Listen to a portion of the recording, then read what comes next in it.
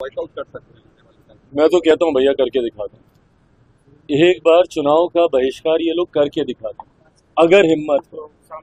भाई ये तो वो राजनीतिक दल हैं जिनमें अकेले चुनाव लड़ने तक की हिम्मत नहीं है, बहिष्कार तो क्या करेंगे। राष्ट्रीय जनता दल बिहार की पुरानी पार्टी जो 15 साल तक सत्ता में रही, आज हिम्मत नहीं है इन लोग की अकेले चुनाव लड़ने की। गठबंधन किससे? कांग्रेस जैसी पार्टी जो देश की सबसे पुरानी पार्टी है, कांग्रेस में हिम्मत नहीं है बिहार में अकेले चुनाव लड़ने की। भैया चिराग पासवान में इतनी हिम्मत तो थी ना कि 2020 में मैंने अकेले चुनाव लड़ने का दम दिखाया, वो भी तब जब मेरे नेता का निधन उस वक्त हुआ था, जब पहले चरण का नामांकन चल रहा था। है हिम्मत तो लड़के दिखाया अकेले। तो जो अकेले चुनाव नहीं लड़ सकता वो चुनाव का बहिष्कार क्या करेगा। ये सिर्फ धमकी देने का ये लोग कार्य कर रहे हैं। और किस बात को लेकर?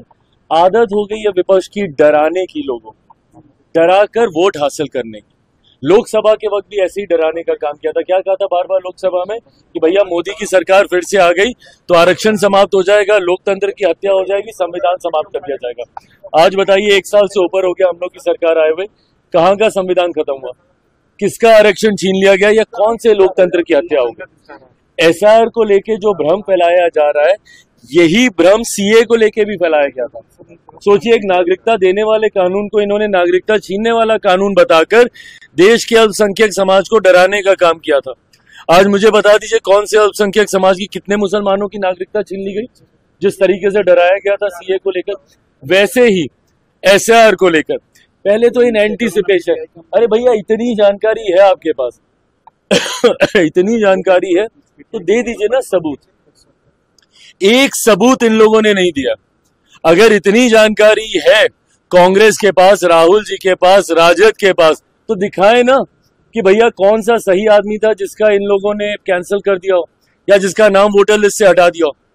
सिर्फ हंगामा हंगामा हंगामा। दिल्ली में सदन नहीं चलने दे रहे, यहाँ बिहार में इन लोगों ने सबको परेशान करके रखा हुआ है, सिर्फ इन एंटीसिपेशन कि ऐसा हो जाएगा, ऐसा हो जाएगा, ऐसा। अरे भैया क्या हो जाएगा और क्या हो गया? ये सरकार की भी जिम्मेदारी है, हम राजनीतिक दलों की भी जिम्मेदारी है, और चुनाव आयोग जो कि एक संवैधानिक संस्था है उसकी भी जिम्मेदारी है। और अपनी जिम्मेदारी को हर कोई निभाएगा और इस बात को सुनिश्चित करेगा कि किसी भी नागरिक का के साथ कोई अन्याय नहीं हो। But at the same time कोई भी घुसपैठिया हमारे देश के सबसे बड़े अधिकारों में से एक मताधिकार का दुरुपयोग कर ले, ये भी हम लोग नहीं होने देंगे। आज की तारीख में कौन कंप्लेंट करता था? भैया यही लोग जाते थे ना। क्यों जाते थे चुनाव आयोग के दरवाजे पे? अगर आपको कोई प्रक्रिया नहीं चाहिए थी, क्यों ये प्रोसेस अपनाया गया? इसीलिए अपनाया गया ना कि लोकसभा चुनाव के बार बार जाते थे ये लोग कि वोटर लिस्ट में धांधली हो रही है। महाराष्ट्र का तो अभी तक हम लोग को सुनाते हैं, दिल्ली में सुनाते हैं कि वोटर लिस्ट में डुप्लीकेसी हो गई, नाम जोड़ दिए गए, नाम घटा दिए गए।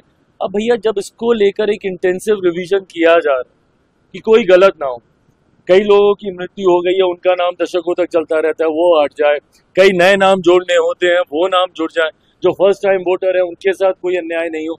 जब इस प्रक्रिया का पालन किया जाता है तो भी आपको शिकायत, नहीं किया जाए तो आप चुनाव आयोग का दरवाजा खटखटाते, आप नहीं थकते, तो चिट भी आपकी, पट भी आपकी, नहीं चलेगा। हकीकत ये है, 100 बात की एक 100 बात की एक बात, 100 बात की एक बात, हकीकत ये है कि विपक्ष अपनी हार मान चुका है। अभी तक ईवीएम पे ठीकरा फोड़ा जाता था, ईवीएम को बदनाम किया जाता था, अब वो बहाना इन लोग का चलता नहीं है। तो अब इन्होंने अगले 3-4 साल के लिए एक नया बहाना निकाला है, वो है वोटर लिस्ट को लेकर।